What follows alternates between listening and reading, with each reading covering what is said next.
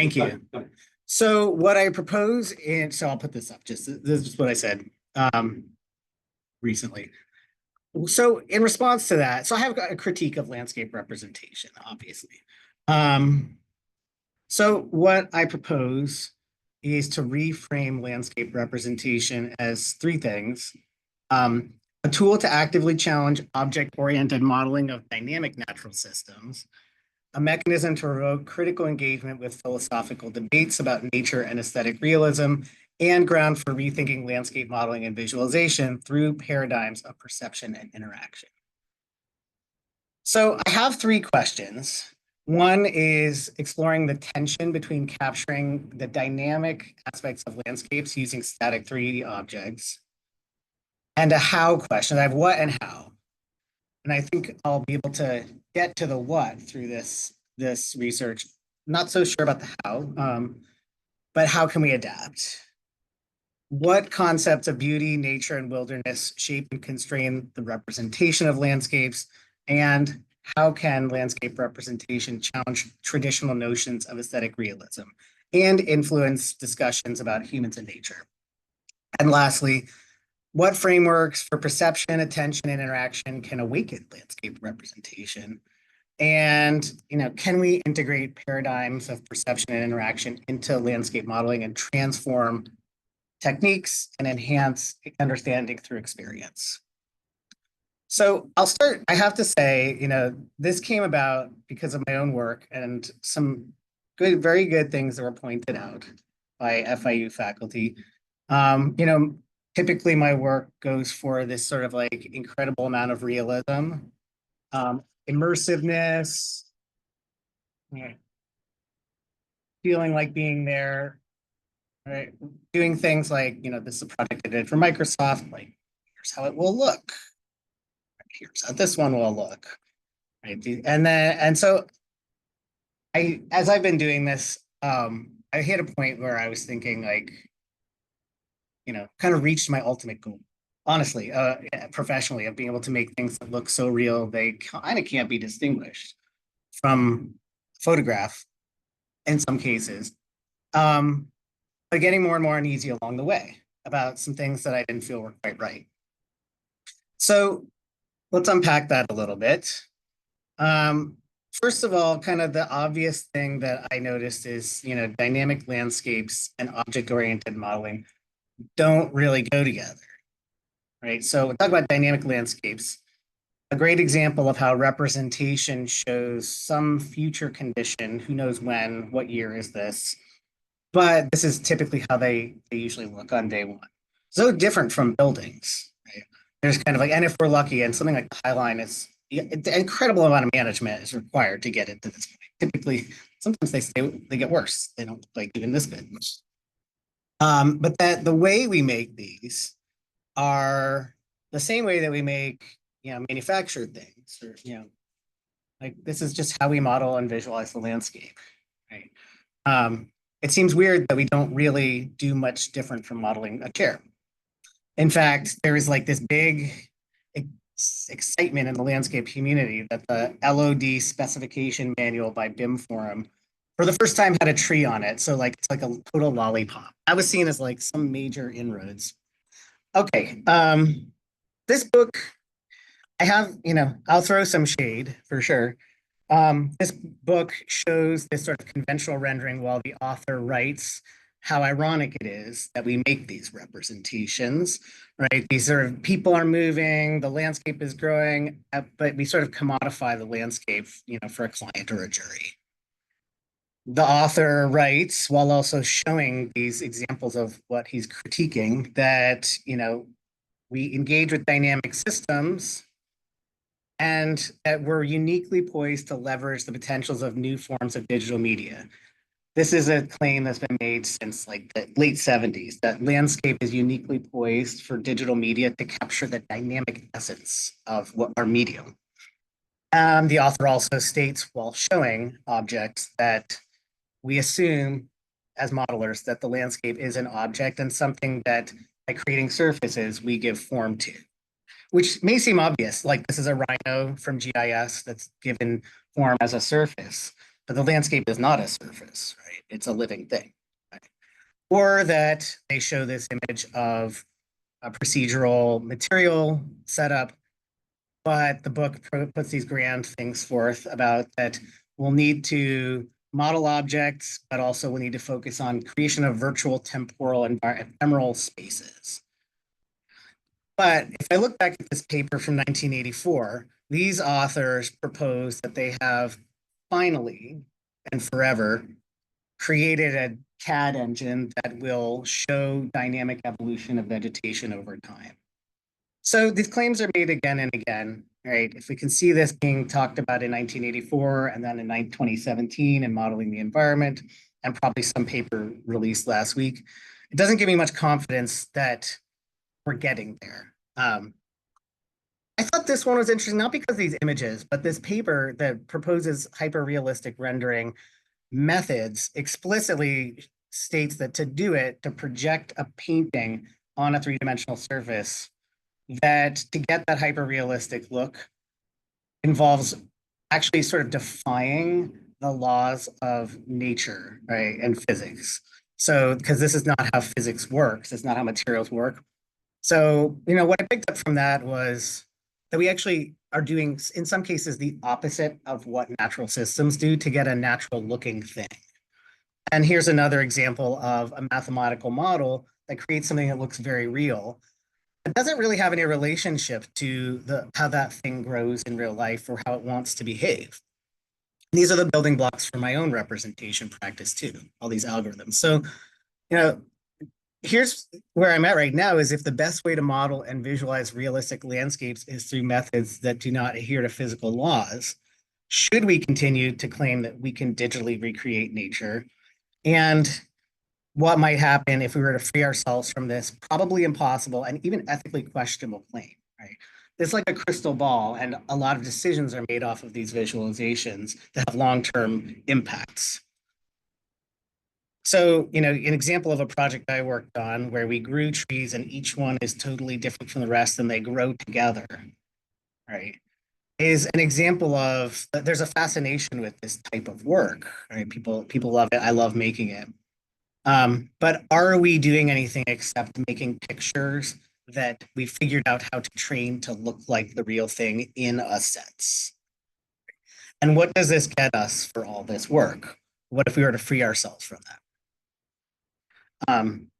Example of using this growth software in real life is for a project that I've been doing with the National Park Service to make, a lot of decisions about planting plans, management, and selection. It's another project done with the city of Detroit to reforest and communicate with a fairly marginalized population, again, with that sort of crystal ball. And so if, it doesn't matter, honestly, if this is how a tree is being modeled or if this is how a tree is being modeled, I think the same paradoxes are there. But it's easy to criticize. What else? So in summary, these are objects, and this is how we talk about the landscape in practice, but really these are systems. But as I demonstrated just a few slides ago, we keep claiming that we can or will be able to, or we ought to model systems. But even if we could, I'm not sure why we would. I have some questions about that, but it's clear that, 30 years later from that 1984 paper, 40 years later, I think except for graphically, we're not much closer. So I took a turn into philosophy and the ideas of beauty and nature, because when we make these renderings, we do try to make them beautiful. Very few people that I know don't have that as an explicit goal, in part because of the commodification of renderings, and they're meant to excite people. But Neil pointed out at some point that the sublime would be worth looking at, and I completely agree. Just a little bit of an overview of the sublime, right? So it's sort of rooted in art, particularly photography, and probably the best example is Hudson School landscape paintings that are very overt in their depictions of grand things. They're rooted in sort of the ethic of American transcendentalism, as well as the German Romantic tradition. There's sort of an underpinning of a holistic understanding of nature. And particularly for Thomas Cole, sort of this quest for like eternal truths and spirituality through comprehending the landscape through the sublime, which uses atmospherics and intense contrast and very wild phenomena to do some things in the viewer. So, three important philosophical voices on many things, but in particular on nature, beauty, and aesthetics. I'll go into them a little bit. Right? These have been really formative for me. Kant and his critique of aesthetic judgment and his section called Analytic of the Sublime. So some themes are that the sublime technique is not intended to relate to cognition, but to pleasure. So what's interesting to me about that is that renderings are supposed to show, here's how it's going to look. That's cognition. But renderings, especially the landscape, tend to go into the sublime, which is not explicitly not able to communicate cognition. Right. So and there's a distinction he makes between beauty, which is primarily based in representing form, and the sublime, which is sort of what differentiates it from other works of art, is the formlessness. It's the atmospherics, it's the movement, it's the shading, it's not the things. And the sublime prioritizes and actually centers interdeterminacy over understanding. And indeterminacy is a key thing about the landscape, right? It is indeterminate. So how could we ever show it? And it breaks it up into something called the mathematical sublime, which is mostly about scale and comprehension. And here he emphasizes that the sublime is not about objects. In fact, he claims we can't even understand the objects. They're so big, they're so out of scale that to understand our relationship to them would need to start from an understanding and an established principle that just isn't there. And so basically, it's so large we can not take it in, and it implies infinity. And he goes on to say that the sublime in this case is a sort of like a mental process, right? So in the sublime painting, it's the mind that attributes, force and grandeur and fear even to the crashing waves, right? So that the sublime is sort of a mental construct more than an overt thing. And that it also ties into our moral capacity to conceive of ourselves in the world. He also emphasizes that in a section called the dynamically sublime, right, that our lack of ability to calibrate it, ties into sort of a sensory thing, and that there's a continuum of rational to sensory in terms of people's engagement with the world, which is just exactly the types of beings that we are, right? And that the sort of cognitive moral continuum is also something that aspects of the sublime sort of awaken in us, right? So in this case, he's contrasting mathematics of the sublime, which is about scale, right, and impact, to something about our sense of agency. We start to try on through fear what would happen if we were here from a safe space, right? And I'm sort of emphasizing the sublime just because it is such, like, it's sort of without thinking, firms and me, we sort of create these images in this sublime way because it's just sort of the aesthetic we see, and explains a lot of why things look the way they look. So then to go to Benjamin, and particularly his little history of photography. Some themes here, just that he says early photography, but I'm going to say early technology is uniquely authentic. That when we receive a technology, when we start using it, there's sort of an innocence about the operator and the subject. No one really knows what they're supposed to be doing. And so their guard is down, right? And so he says portraiture, for example, where people have to sit for a very long time, owes its effect, which he thinks is quite striking, and a positive, to the absence of any relevance between the technology, the camera, and contemporary aspects of society. Basically, the camera is not a useful thing yet. And so early photography has a sort of essence that goes away later on. But that also it was well regarded by painters that the problems of atmospherics and depth that they couldn't solve through painting were not going to be solved by the camera. either. And that the camera was trying to replicate previous approaches, primarily painting. If you look at early photographs, they look very much like painting in their composition. That cameras cannot capture the nuances of nature. Right? And this thing he calls aura, which is the experience of being present with a person or an object or any landscape that cannot be replicated when not in the actual experience of the thing. Right? And he's in early photography, he sort of said there's an early shyness to them that they had to sit there for so long, and that comes across as a sort of aura that then gets lost. And also an aura based on the technology needing to the lens needing to be open for so long. There's incredible depth to the tones. And then the fading of the aura through technological advancements, cameras that didn't need to have the shutter open so long, so they lost something there.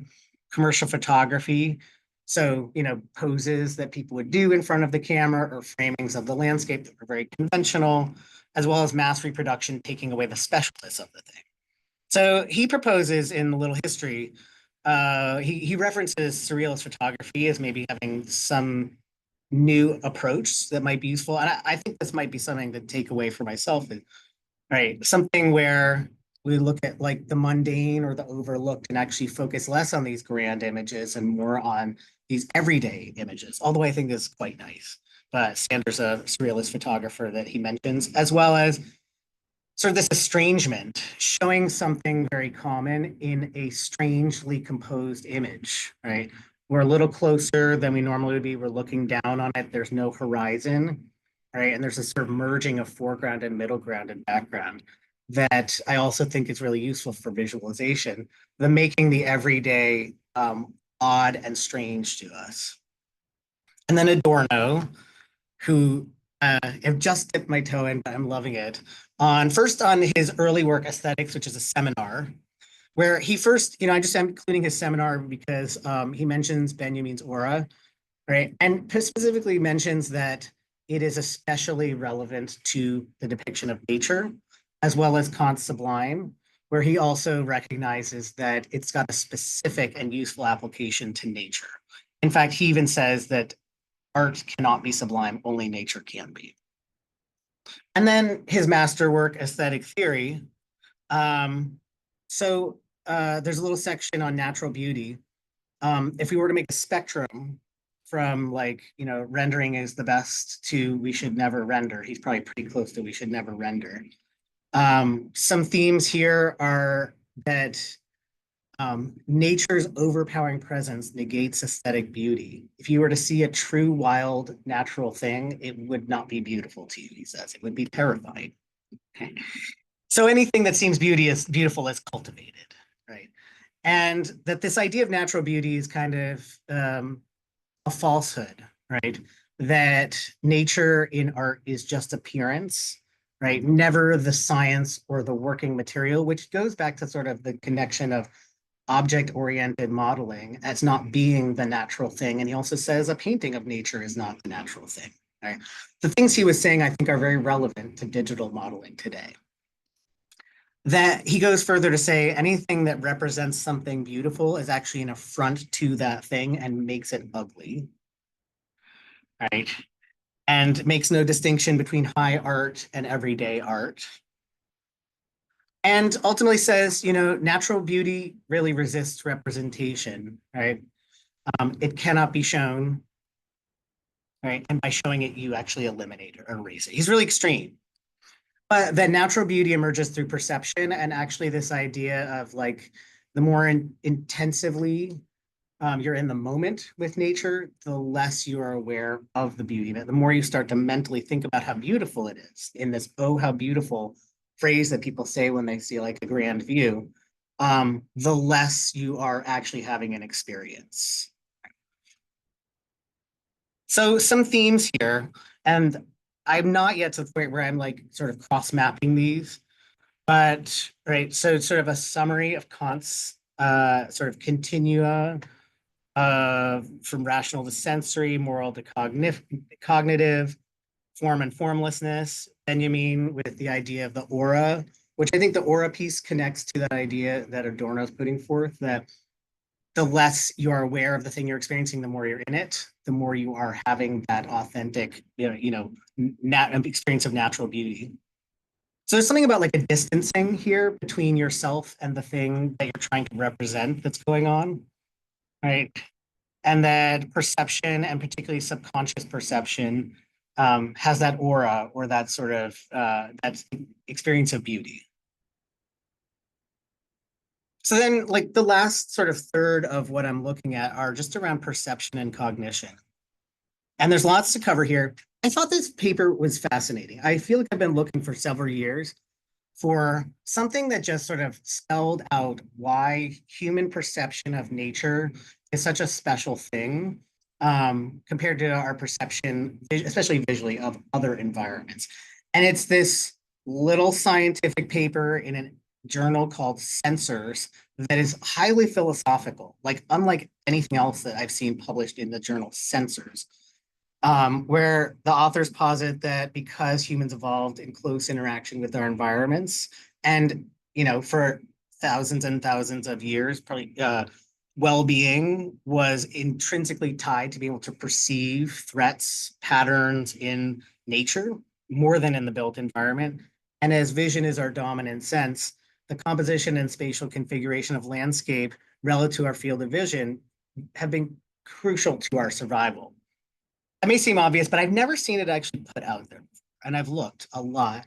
And so then they go on to say that it's really important to establish theoretical, methodological, and technical tools to modeling the actual visual landscape.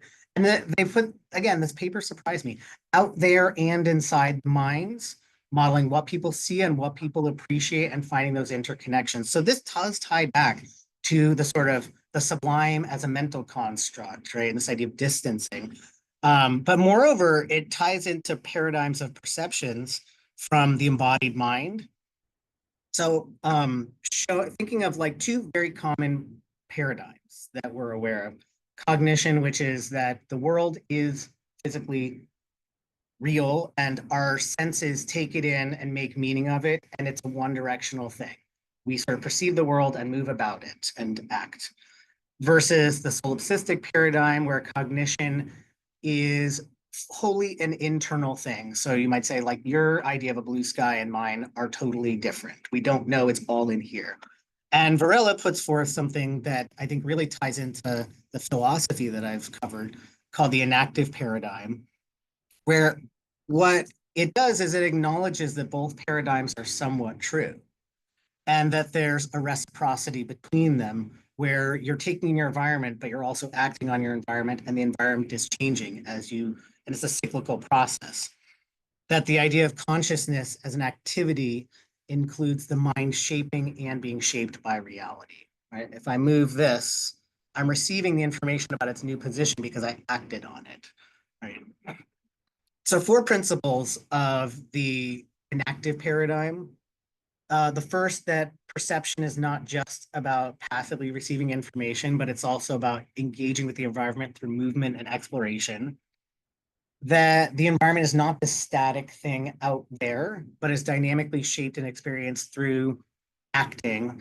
And this is called structural coupling, that the organism is manifesting change on the environment and perceiving that. And so it's reciprocal.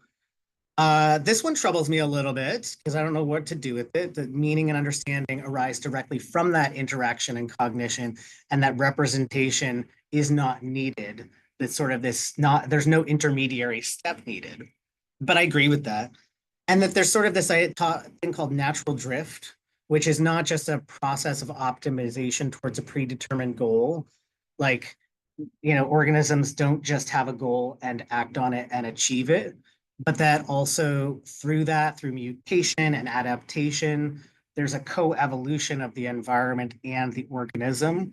So that there isn't this idea, it sort of posits as totally false, this idea that there is sort of this one directional playhead moving through evolution.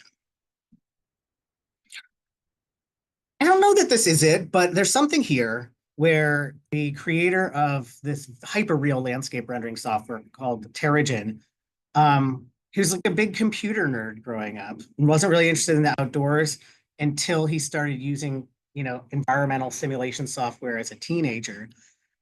And as he started authoring this software, really needed to go out into nature and experience it because he needed that information to bring back to his model. And there's something there, if I try to map this enactive paradigm onto the topic of landscape representation, there is something there about an inverse relationship. Usually we're in the software trying to show what's out there, and he's going out there to try to better model what's in there. And that is what we do when we go and like photo scan environmental assets or take field scans, is something inverse to modeling what's out there. So maybe there's a little reciprocal relationship there. And then I do think there's something of a tension that sets us up for maybe like what this enactive paradigm could be. So this is very old, from 1890, but just as relevant today. Just the natural tendency. This is a sort of seminal work, psychology. I don't know how many times it's been cited. That attention, when left to itself, wanders, right? As soon as there's nothing new. And so if we want to keep attention on something, we have to either be shown something new or constantly seek to find out something new about something we think we have completely exhausted, right? So that's sort of a personal exercise, something like meditation of returning attention, but that maybe there's a way landscape representation can also do something to force us to continue to return back. And what I'd say is, it's not the type of beautiful, sublime renderings I showed you early on, which tell the whole story. And once it's told, which is a very quick scan, the viewer moves on. Yet the perspective rendering is kind of this thing that like my students put a ton of work into, right? And I say it's good to do, and they'll look at it for 10 seconds and it has a role. So I do go back to, I keep returning back to this work by David Hockney that I think is really powerful in the way that it takes a nice landscape, fairly mundane, and captures it all through multiple lenses. And it's only when looking at it that I think that attention, that returning back to something, is, I think, made more effective than seeing it in a conventional way because of the seams of where these things meet. They're sort of discordant, failing to meet perfectly or move perfectly, but they're almost there. And there's something uncanny about that. Where with visualizing people, uncanny is typically a bad thing. I think the uncanny could be quite good in this situation where it's almost real, but not quite there, or almost perfect, but not quite there. And I keep going back to this work and trying to figure out what it is about that. But I do think there's something about the looking and the engagement with it. So back to my questions. I think I'm chipping away at this tension between the dynamics of landscape and the object-oriented nature of modeling, concepts of beauty, nature, and wilderness, and frameworks for perception, attention, and interaction. As for the how questions, these would be three completely separate. These would be completely different research projects. And I would say also, I'm not even sure that the first one can be answered, though we should keep trying. So I sort of think of this as not like projects or experiments, but maybe like a summary chapter where I take what I've learned from studying these other two things.